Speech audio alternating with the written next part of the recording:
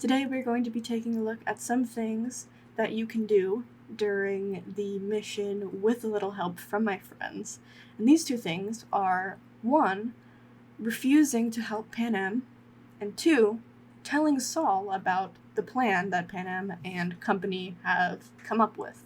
I'm going to be honest with you, it's not fun. I would not recommend doing this in your actual gameplay, to be honest, but either way, I will show you guys what it's like. So once you arrive after receiving the call from Panam, you see her arguing with Saul, and then she ends up telling you, yeah, we're not going to listen to Saul, we're going to continue to go and try to capture the Basilisk with or without his help. And you are automatically slightly apprehensive about it. You're like, I don't know, this doesn't seem like a good idea. She takes you to the veterans who are also on Panam's side, kind of explains it a little more, and then you get the option to flat out refuse to help her. Here is that.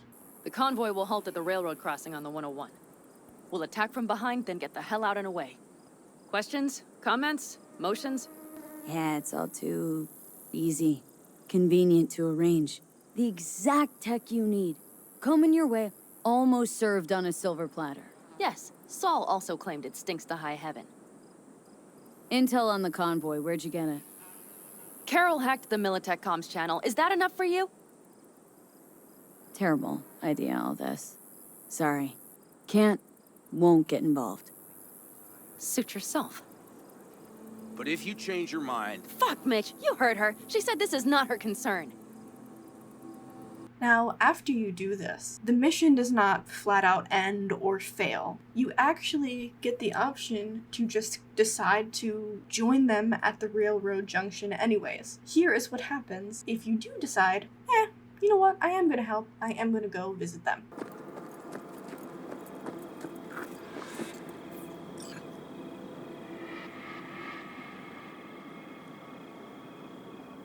Hello, V. You came after all. Are we ready?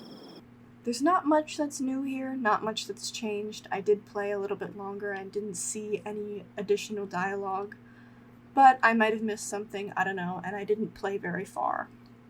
After this, everything pretty much goes back to normal, and you just play through her missions like how you would typically would. Another thing to note is that I did actually wait here.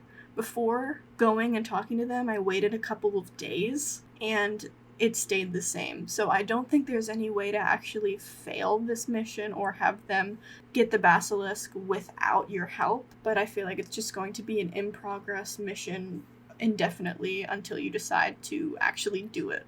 Now we're going to rewind a little bit back to after they leave the camp, and you can actually choose to go and talk to Saul. You'll see him sitting here in one of the trailers, and you actually have 2 options. You can talk to him and then kind of backtrack and say, you know what, I don't think I should get between you and Panam. Or you also have the option to actually tell him her plan, that she's over there actually trying to get the Basilisk, even after you, Saul, has told her not to do that. Panam swayed Cassidy, Carol, and the others to help her grab the Basilisk. Fuck! She will never learn. How many more have to die before she hangs it up? Stop scheming. Panam's got good intent. Panam has no idea what she's doing. The Raffins will not let up, and she wants to bring Militech down on our asses. Doesn't look great, no. Why have you come to me with this? I thought you'd be on her side. No sides here. Good of the clan, that's what counts. And this time round, just think you see it right. Panam's risking her own life, others' lives, unnecessarily. Thank you. Panam is gonna be pissed. I'll be in touch. After this, there's no going back. The next point in the mission is now changed to say, wait for a message from Saul, so that's what I did, and after about 3 hours of waiting, I actually got a call from Panam. Fuck, V! How could you? Glad you called? Do you seriously not know? Or did you pull some other shit thing besides ratting me out to Saul? You had a shit idea, told you as much. Right, yes. Thank you for your impeccable advice. Yet you might have stopped there and fucked off instead. also planting a knife in my back. How did Saul react? He humiliated me in front of the clan. He made me look like an idiot. Cassidy, Mitch, Carol, we're all lepers. No one will talk to us. Are you pleased? Sorry. That was dumb. It turned out messy. Dumb? Messy? Bea, stop behaving as if you got some ketchup on my shirt. You know what? I can't believe how much of a hypocrite you are. And here I thought, fuck, to be so stupid. Maybe I can... No, you cannot. Not anything more. I never want to see you again. As you can see, she is absolutely done with you at this point. There's no way to fix it anymore. And I only showed one kind of dialogue option during this because there's no difference. There's no way to backtrack. If you really want to see all three options, then you can play it for yourself. But they're pretty much going to have the same outcome at this point. I waited a little bit longer to get Saul's message, and as you can see here from the text, he tells you that they're moving camp, Panam and friends are already ahead, and that he actually has a car waiting for you at the Sunset Motel if you want to go take a look at it. Here's the car. It's a pretty decent one, I'm not gonna lie. It looks pretty cool, and it sounds nice, and it's also really fast. I got up to like 199, so it's a pretty good car, but it's certainly not worth it in my opinion. Finally, I went ahead and checked to see if anyone's still left at camp, and I was actually surprised that nobody's there. I honestly thought that it was going to be everyone's still there except you can't find Panam or Mitch or Carol anywhere, but they're completely gone. They fully deserted their campsite. I also went and checked their secondary campsite,